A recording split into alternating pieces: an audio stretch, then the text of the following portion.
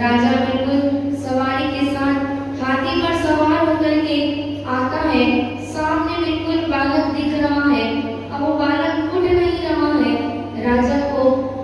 राजा स्वयं हाथी पर से नीचे उतरता है और उस बालक के पास जाता है।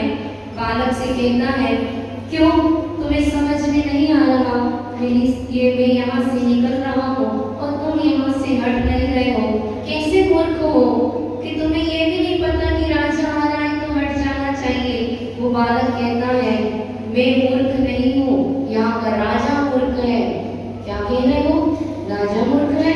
हाँ, वो मूर्ख ही तो है जो बिना वजह से जेल में सबको बंद किए हुए हैं। राजा कहता है कि उसका कोई कारण है। तो बालक कहता है, क्या कारण है कि आपने जेल में बंद करके रखा है सबको?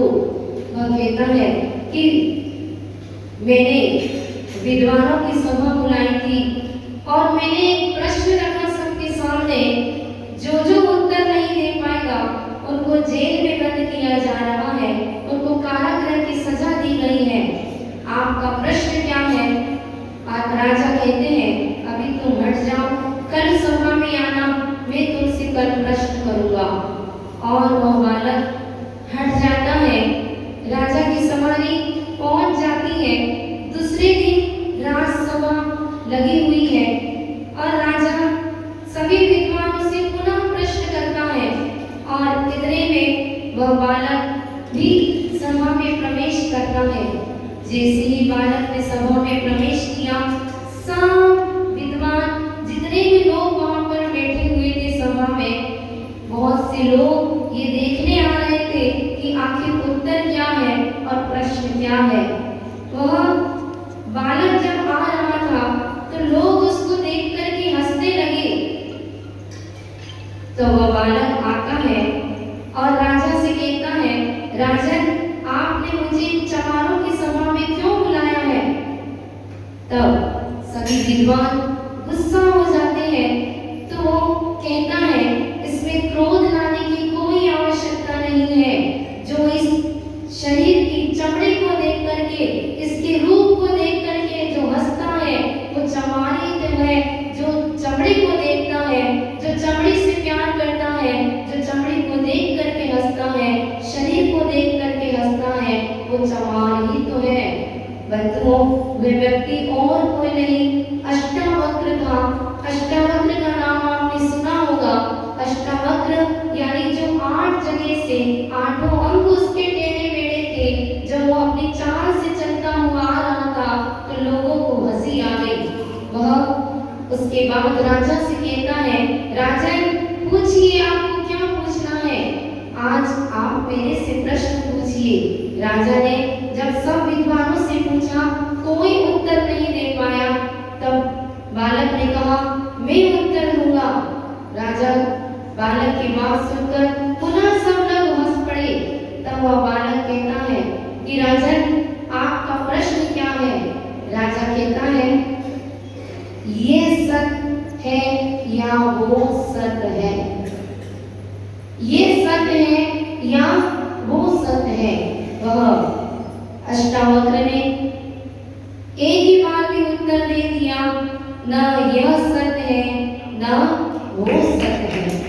जैसे ही उसका उत्तर सुना, सब लोग चुप हो गए और सोचने लगे। राजा बड़ा प्रसन्न हो गया। राजा को जो उत्तर चाहिए था वो मिल गया और वह उत्तर सुन करके बड़ा प्रसन्न हुआ। लेकिन विद्वानों को संतुष्टि नहीं हुई। विद्वान सोचते हैं, ऐसे कैसे हो सकता है?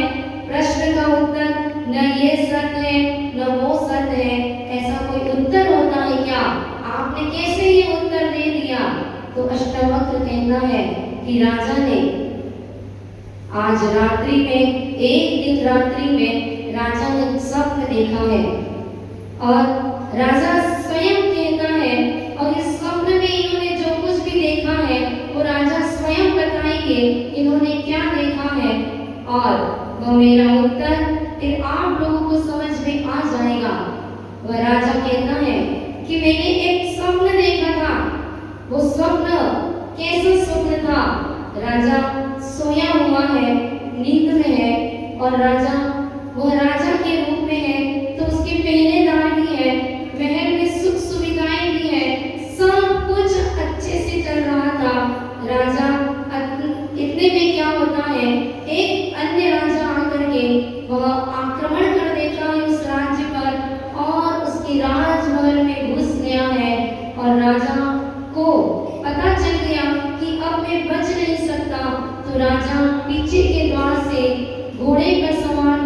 लिए घोड़ा भी नहीं मिला, तो पैदल ही चलता चलता जा रहा है, दौड़ता चला जा रहा, दौड़ता चला जा रहा, और वह दौड़ते दौड़ते उसका मुकुट भी गिर गया, वस्त्र भी फट गए, सब कुछ ऐसी हालत हो गई। 1 दिन हो गया, 2 दिन हो गए, 8 दिन हो गए उसको, और वह भिखारी जैसी उसकी हालत हो गई। न खाने को कुछ मिल रहा, न पी पा रहा है, न खा पा रहा है, कहीं पर भी उसको आसरा ही नहीं मिल रहा। करे तो करे क्या, इतनी जोरों की उसे भूख लगी, लेकिन कहाँ चला जाए। वह जाते जाते एक गांव के बाहर पहुंच जाता है, और क्या देखता है कि वहां के सेठ ने उस दिन दानशाला खोल रखी थी और गरीबों को खिचड़ी बांट रहा था। तो वह लाइन में लग जाता है, क्योंकि उसको बहुत तेज की भूख लगी थी। और जब सब भिखारी वह गरीब लोग एक खिचड़ी दोने में लेकर के चले जा रहे थे, उसको शर्म आ रही है कि मैं राजा था और मैं इतना भटक चुका हूँ, मुझे भूख लग रही है, लेकिन मैं कैसे जाऊँ मांगने के लिए। आज तक तो मैंने मांगा नहीं है, मैंने सबको दिया है, अब मैं कैसे मांगू इससे खिचड़ी भोजन के लिए। और चुपचाप एक कोने में खड़ा हुआ है, और इतने में क्या होता है, धीरे धीरे करके सभी भिखारी चले जाते हैं। और वह जब सब चले जाते हैं तो सोचता है कि अब मैं जाता हूँ। वह जो सेठ था उसने देख लिया कि ये कोई व्यक्ति है जो बहुत भूखा है, लेकिन कह नहीं पा रहा, अब क्या करे, पूरी खिचड़ी ही समाप्त हो गई। वह खुरचन से निकाल करके आधी जली हुई खिचड़ी वह निकालता है, दोनों में लेता है और उसको पकड़ा देता है। वह सेठ भी चला जाता है। अब वो सोचता है कि कोई मुझे देख ना ले, तो वह दोना लेकर के जाता है, ऐसी जगह बैठ जाओ जहाँ पर मैं खा सकूं।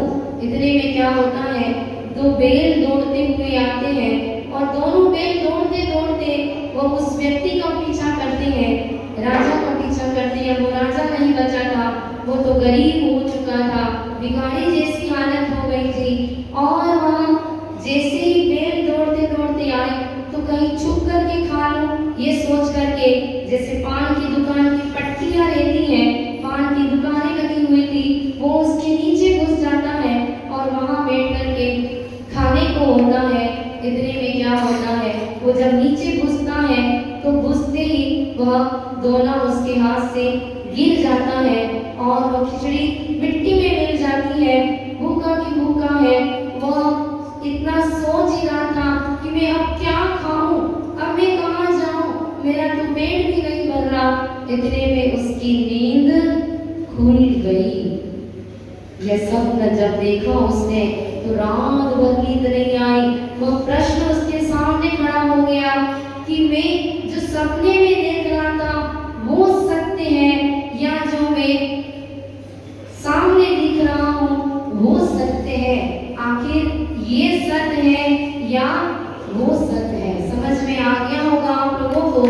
आप जीते जागते में जितनी जिंदगी मिली है, जिसको जितनी जिंदगी मिली है, उसमें आप लोग ये जिंदगी 50 वर्ष 80 वर्ष तक आप जो जीते हैं, जागते हो, उस समय सोचते हो ये दुनिया में जो कुछ दिख रहा है वो सत्य है। लेकिन जब आप सपने में सोते हो तो सपने में भी आप जो कुछ भी देखते हो, तो अगर कोई आपको डर लगता है, कोई मांगने आता है, तो आप चिल्लाने लगते हो, और सच में चिल्लाते हो, ऐसा नहीं बाजू वाला आपको हिलाता है, क्या हो गया क्या हो गया, क्योंकि आप सपने में भी सच देखते हैं और सपने में भी आप चिल्लाने लगते हैं। तो एक तो व्यावहारिक सत्य है जो आप रोज एक दूसरों के बीच में रह करके सुख और दुख का अनुभव करते हो, वह भी सत्य है, और जो सपने में देखते हो वो भी सत्य है। लेकिन एक समय ऐसा भी आता है जब आप सोते हो तो आपको कोई स्वप्न ही नहीं आते, 2-4 दिन तक कोई भी सपने नहीं आते, तो आप सुबह उठ करके कहते हो मुझे तो 2-4 दिन से सपने ही नहीं आ रहे। तो ये भी गहरी नींद की अवस्था रहती है जिसमें आपको कोई सपना नहीं आता, फिर भी आप जानते हो, यह आपने जान कि मुझे सपना नहीं आया है, मतलब उस समय भी आप जाग रहे हो, उस समय भी आप जान रहे हो। तो यह गहरी अवस्था में जब आप निद्रा लेते हैं वो भी सत्य है, क्योंकि उस समय भी आपने जाना कि मुझे नींद नहीं आ रही है। लेकिन यह तीनों सत्य, वो सत्य जिसको देखने वाला वह हमारा आत्मा होता है, जो व्यवहारिक सत्य को भी देख रहा है, निद्र स्वप्न अवस्था में जो देख रहा है और गहरी नींद में देख रहा है, इन तीनों को देखने वाला जो है वही सत्य है, बाकी सब असत्य है। आचार्य श्री कहते हैं कि जो जानने और देखने वाला हमारा आत्म तत्व है वही सत्य है, बाकी जो कुछ भी दिख रहा है। आचार्य श्री ने एक दोहा लिखा है, दिन का हो या रात का सपना सपना हो, सपना अपना सा लगे किंतु न अपना होए। ये दिन के स्वप्न में आप अपने आप को चाहे सेठ मान लें, साहूकार मान लें, जो कुछ भी मान कर के आप जी रहे हैं, ये दिन का सपना है। और रात का सपना जो रात में देख लेते हो कि मैं राजा से रंक बन गया हूँ, रंक से राजा बन गया हूँ, वो स्वप्न भी नींद खुलती है तो समाप्त हो जाता है। तो दिन का सपना हो या रात का सपना हो, सपना सपना ही होता है, सपना कभी अपना नहीं होता है। किंतु सपना अपना न होए, ये सपना स्वप्न ही रहता है, वो अपना नहीं होता है। ये जिसे ख्याल आ जाता है वो ही सत्य धर्म को पा जाता है। बंधुओं, सत्य धर्म की बात है, सत्य कहा नहीं जा सकता, सत्य का अनुभव किया जाता है। भरत चक्रवर्ती के 923 पुत्र जन्म लिया और जन्म लेकर के बड़े भी हो गए, 8 वर्ष के भी हो गए, लेकिन किसी से बोले नहीं, किसी से चू नहीं किया, माँ नहीं बोला, पिता नहीं बोला, किसी से कोई शब्द नहीं बोला। सबको शंका हो गई, ये गूंगे तो नहीं है, ये बहरे तो नहीं है। देखो तो सही, भरत चक्रवर्ती के पुत्र कैसे गूंगे और बहरे हैं, लेकिन वह गूंगे और बहरे नहीं थे, वो बोलना नहीं चाह रहे थे किसी से।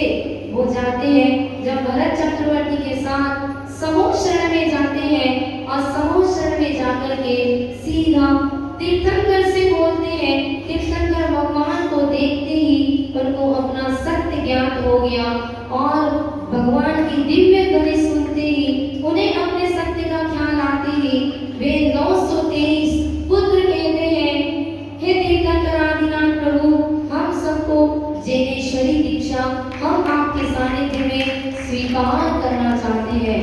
तो हमें जो दिखता है वो ही सच नहीं होता है। जो कुछ आप देखते हो, भले ही आप ये कह दो कि मैंने अपने सपने सभी आंखों से देखा है कि वो ऐसा कर रहा था, लेकिन हो सकता है जो आपने देखा हो वह सच न हो। एक बार क्या हुआ, मुनिराज खड़े हुए ध्यान में और बैठे हुए थे ध्यान में, उसी समय एक हिरण निकल जाता है सामने से। शिकारी दौड़ता दौड़ता पीछे पीछे आता है, वह दौड़ करके मुनिराज के पास आए। इतने में वे मुनिराज जो बैठे थे वो खड़े हो जाते हैं और खड़े होकर के वह पाठ करने लगते हैं। इतने में वो शिकारी आता है और शिकारी कहता है कि हे मुनिराज, ये बताइए यहाँ से अभी कोई हिरण निकला क्या? हिरण निकला क्या? तब वो मुनिराज कहते हैं कि जब से मैं खड़ा हूँ तब से मैंने नहीं देखा। मतलब सच मालूम था कि यहीं से हिरण निकला है, लेकिन यदि मैं ये बता दूंगा कि ये हिरण यहाँ से गया है तो ये शिकारी जाकर के उसका शिकार कर लेगा, मैं अपना सत्य नहीं बचा पाऊंगा, मैं सत्य बोल दूंगा। तो कैसे बोलूं मैं सत्य? तो क्या किया उन्होंने? सत्य की रक्षा के लिए वो बैठे थे तो खड़े हो गए और खड़े होकर के उन्होंने सत्य बोल दिया कि मैं जब से खड़ा हूँ तब से यहाँ से यह होता है सत्य।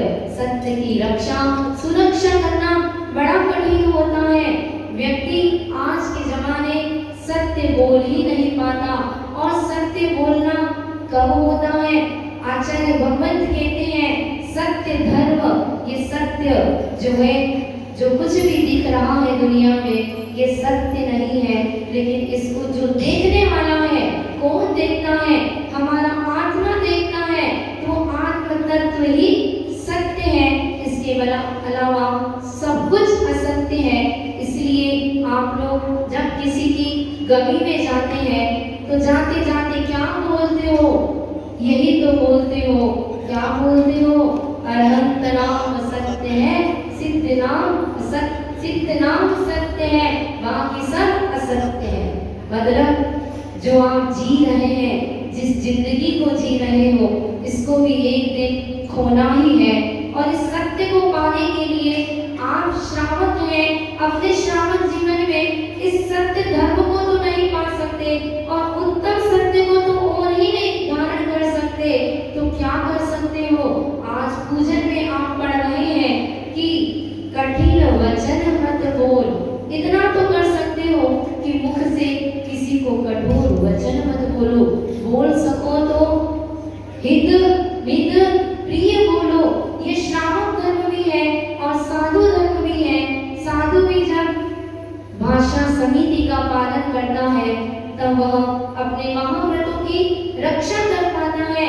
साधु के लिए भी कहा गया है, यदि तुम बोलो तो भाषा समिति से बोलो।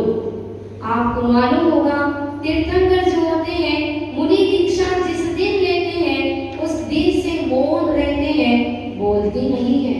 क्यों? क्योंकि जो भी बोलने में आएगा वो पूरा सत्य नहीं हो सकता।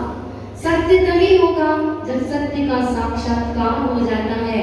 वो तीर्थंकर मुनि भी मुनि दीक्षा लेने के बाद जब तक केवल ज्ञान नहीं होता है तब तक बोलते नहीं है, किसी को आशीर्वाद नहीं देते हैं, उपदेश नहीं देते हैं। आखिर क्यों नहीं देते? वह इसीलिए नहीं देते कि जब तक मैं सत्य को नहीं पहचान लूं, मैं सत्य को जब तक नहीं प्राप्त कर लूंगा, मैं तब सत्य के बारे में क्या कह सकता हूँ। जिनवाणी का यह उपदेश भगवान की दिव्य ध्वनि खिली तो कब खिली? जब केवल ज्ञान की प्राप्ति हो गई, उसके बाद ही भगवान बोले हैं, इसके पहले नहीं बोले। और बोले भी तो क्या बोले? वह सत्य वचन योग, सत्य मनोयोग और सत्य का योग रहा। उन्होंने बोला तो द्वादशान वह जो सत्य है वो ही बोला, और अनुभव वचन का प्रयोग किया। ये दो ही ऐसी हैं चीजें, तो या तो बोलो नहीं, काय गुप्ती, मन गुप्ती और वचन गुप्ती। वचन गुप्ती यानी हमें असत्य नहीं बोलना है तो मौन धारण कर लो, और अगर बोलो तो भाषा समिति से बोलो, हित मित प्रिय बोलो। आज आप पढ़ेंगे कठिन वचन मत बोल, पर निंदा करूं झूठ तज। झूठ तो बोलना ही नहीं है, झूठ का तो त्याग करना ही है, लेकिन कठिन वचन भी नहीं बोलना। क्योंकि ऐसे वचन जो द्रौपदी को दुर्योधन ने क्या कह दिया था, अंधों के पुत्र अंधे ही होते हैं, ऐसे कठिन वचन बोल दिए तो क्या हुआ? महाभारत तैयार हो गई, वह युद्ध होने लगा। और पर निंदा, दूसरों की निंदा करने वाला भले ही सोच लेता है कि मैं दूसरों की निंदा करके अच्छा बन जाऊं, लेकिन वह निंदा करके अपने पीठ का मांस खाने के बराबर। वह निंदा करने वाले को शास्त्रों में कहा है, जो दूसरों की निंदा करता है वो पीठ का मांस खाने के बराबर उसे दोष लगता है। तो ऐसे दोष से बचने के लिए वह हम जो देख रहे हैं हो सकता है वो सच न हो। आपको मालूम है वह सीता जो कि लंका पहुंच गई थी, रावण के पास हरण करके रावण ले गया था, वो अशोक वाटिका में रही, कभी आंख उठा करके रावण को नहीं देखा, किसी को उसने राम के अलावा किसी को नहीं चाहा। लेकिन जब सीता वह रावण को जीत करके जब सीता को वापस लेकर के आए तो धोबी ने कह दिया कि मैं भी ये काम करूंगा। क्यों? क्योंकि जब सीता बिना परीक्षा के राम ने सीता को रख लिया है, क्योंकि यह वहां से आई है रावण के पास से, कैसे हम जाने कि वह निर्दोष है। तब राजा राम ने क्या किया? अग्नि परीक्षा की। तब सीता ने एक ही वचन कहा, यदि मेरे स्वप्न में भी राम के अलावा किसी को चाहो तो हे अग्नि तुम मुझे भस्म कर देना। ऐसा वो सत्य श्रावकों के जीवन में भी होता था। तो यह परनिंदा करने वाले लोग सोचते नहीं है कि हम जो निंदा कर रहे हैं वो कैसे भी करें, चाहे लिख के करें चाहे बोल के करें। वो जो निंदा करते हैं वह अपने जीवन में कई भाव बिगाड़ लेते हैं, नरक निगम की यात्रा उनको करना पड़ती है। तीसरी बात, पहली बात कठोर वचन नहीं बोलना चाहिए। दूसरी बात, दूसरों की निंदा से बचना चाहिए। तीसरी बात, वह झूठ कभी भी नहीं बोलना चाहिए। लेकिन क्यों नहीं बोलना चाहिए? क्योंकि जो सच बोलता है वो एक बार अगर सत्य बोल लिया तो न तो उसे क्रोध करना पड़ता है, न मायाचारी करना पड़ता है, न लोभ कषाय आती है, न मान आता है। लेकिन जो एक बार झूठ बोल जाता है, उस झूठ को बचाने के लिए, उस झूठ को सत्य करने के लिए उसको कितना क्या नहीं करना पड़ता। उसको क्रोध भी आ जाता है और वह झुकता भी नहीं है, तो मान कषाय भी आ जाती है और माया चारी भी करने लगता है।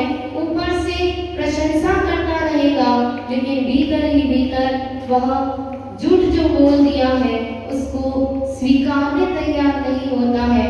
और तो और लोग कषाय के वशीभूत होकर उस झूठ को सत्य साबित करने के लिए वह लाखों करोड़ों रुपये केस में भी लगा देता है, कई रुपये लगा देता है और वह जमानत पे भी नहीं छोड़ने देता है और दूसरों को जेल के अंदर भी कर देता है। लेकिन वह कोयला कितना ही छुप करके खाया जाए, एक न एक दिन वो मुंह तो काला होता ही है। कोयले खाने वाले का मुंह काला न हो ऐसा संभव नहीं है। ऐसे ही जो झूठ बोलता है, जब पाप का घड़ा भर जाता है तो एक न एक दिन सत्य सामने आ जाता है। इससे अच्छा है कि हम पहले ही सत्य बोले। और सत्य बोलने वाले हरिश्चंद्र की कहानी आज तक इतिहास में वह बच्चों की पुस्तकों में शामिल हो गई, क्योंकि वह सत्य के माध्यम से हरिश्चंद्र ने अपना जीवन सत्य के द्वारा जिया था। और ये भारत देश जिसकी की विजय भी हासिल हुई, तो सत्य अहिंसा के माध्यम से ही यह भारत भी स्वतंत्र हुआ था। तो हमें भी अपनी आत्मा को स्वतंत्र करने के लिए किसका सहारा लेना होगा? तो आचार्य भगवंत कहते हैं कि उत्तम सत्य व्रत पालीजिए, उत्तम सत्य व्रत का पालन करो। उत्तम धर्म तो आपके जीवन में तब आएगा, उत्तम सत्य तो तभी आ पाएगा जब आप परिग्रह से आरंभ से घर बार छोड़ करके, मुनि बन करके, जब आप जंगलों में बैठ करके या भवन में या भगवान के सामने बैठ करके हाथ पर हाथ रख करके अपनी आत्मा का साक्षात्कार करेंगे, तब वो सत्य आ सकता है। गुरु जी का जीवन देख लीजिए आप जब भी आचार्य श्री के पास गए होंगे, आचार्य श्री ने कभी ये नहीं कहा कि हाँ मैं डोंगरगांव आऊंगा, पक्का है मैं डोंगरगांव आऊंगा। बोला क्या कभी?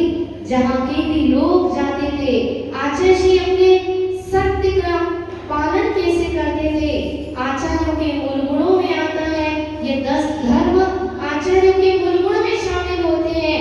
तो वो अपने सत्य धर्म की रक्षा के लिए हमेशा क्या करते थे? कहीं के भी श्रावक जाते तो वो कह देते थे ओम शांति। अगर उन्हें नहीं बोलना हो तो ओम शांति कह देते थे। जब श्रावक बहुत ज्यादा भक्ति करता, बार बार विनय करता, तो आचार्य श्री कह देते देखो क्या बोलते करते थे। देखो देखो शब्द के अलावा कभी कुछ नहीं बोलते थे।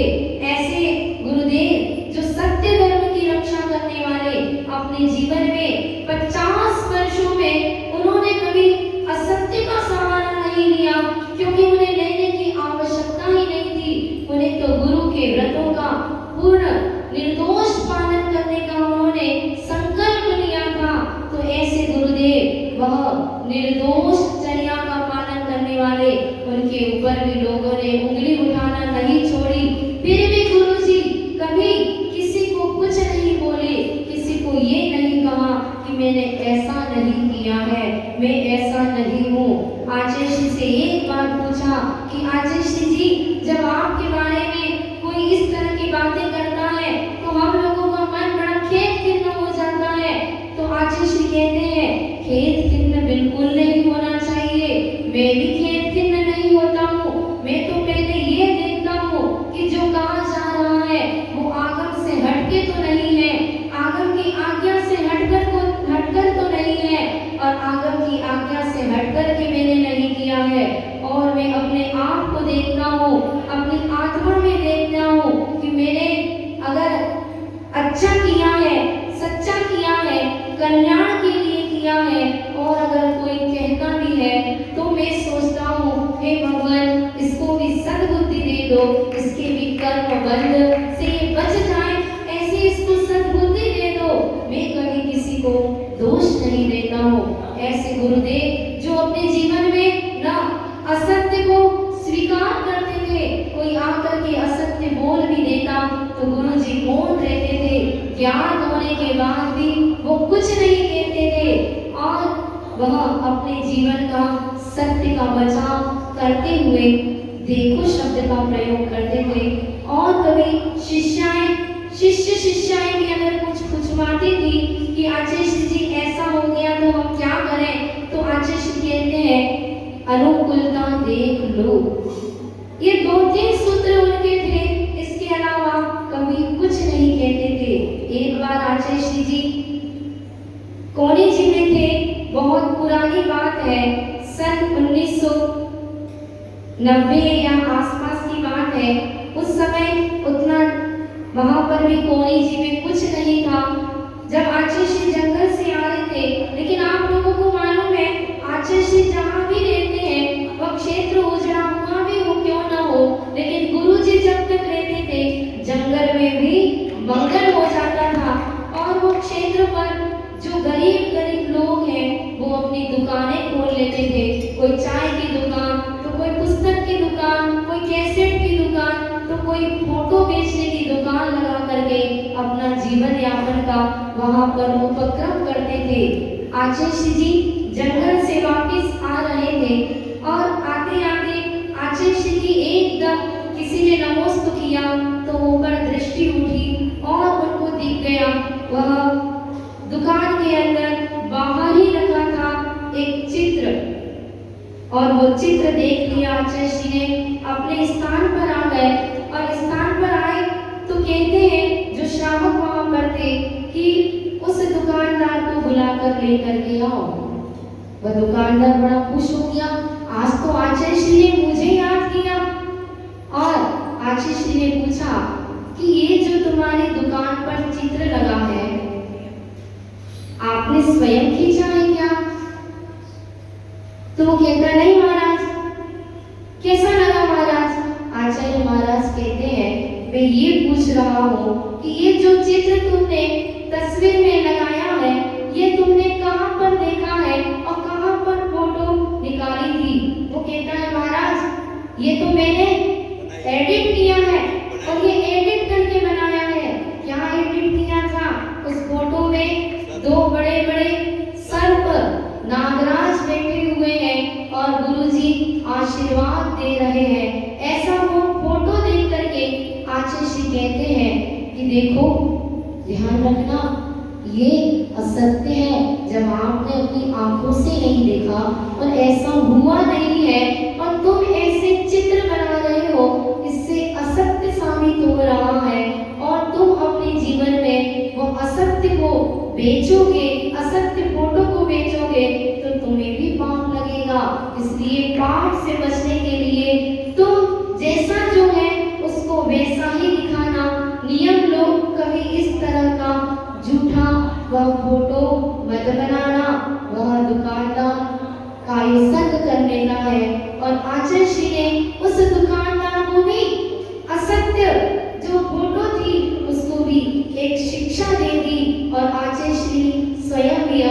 जीवन में अपना असत्य नहीं देख सकते थे तो उन्होंने दुकानदार को बुला करके समझाया। ऐसे गुरुदेव जिन्होंने अपने जीवन में अपना चित्र में असत्य देखना पसंद नहीं किया, ऐसे गुरुदेव के क्या बारे में क्या कहा जाए। ऐसे गुरुदेव हमें मिले ये हमारा सौभाग्य है, लेकिन झूठ को साबित करने के लिए, एक झूठ को बचाने के लिए कितने ही झूठ बोलते जाओ, वह असत्य कभी सत्य नहीं हो सकता, सत्य पराजित नहीं हो सकता, सत्य तो सत्य ही रहता है। इसलिए आचार्य श्री ने एक हाइकू लिख दिया, तेरा सत्य तो क्या लिखा, तेरा सत्य तो भविष्य के गर्भ में। कहाँ है सत्य? अभी यदि नहीं खुलता है सत्य व्यक्ति का तो कहाँ खुलता है? तेरा सत्य तो भविष्य के गर्भ में असत्य धोले।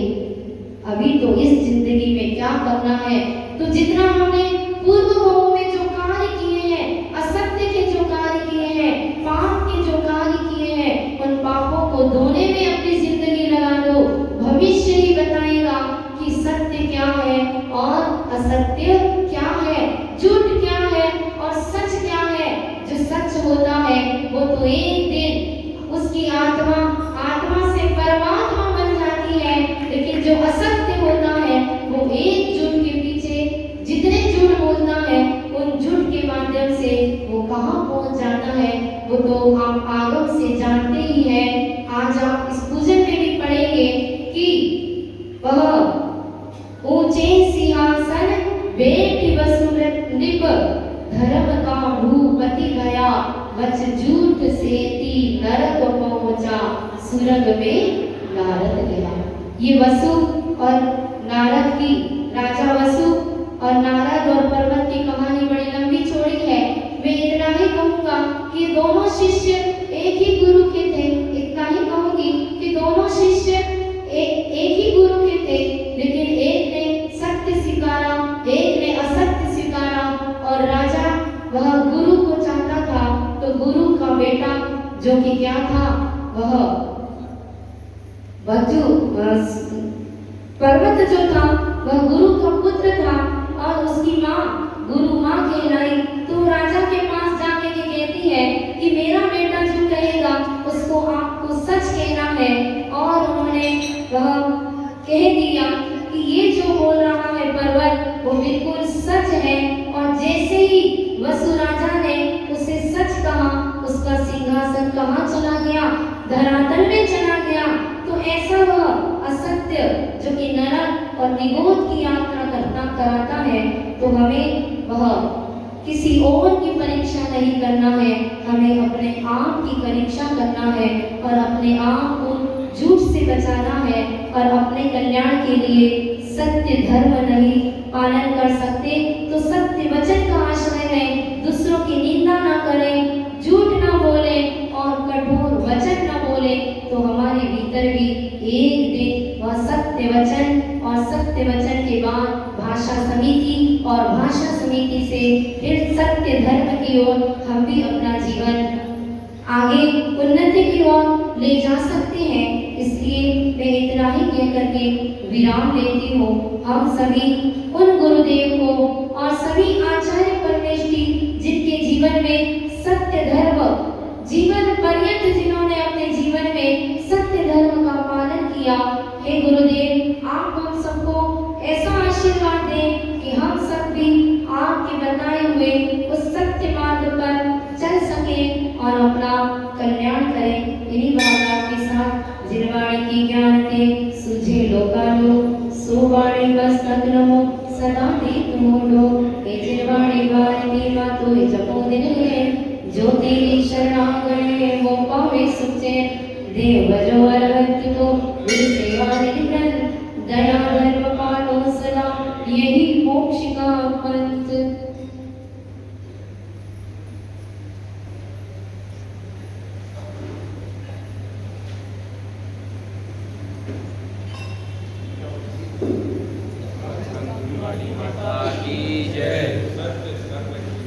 बादशाह जिनवाणी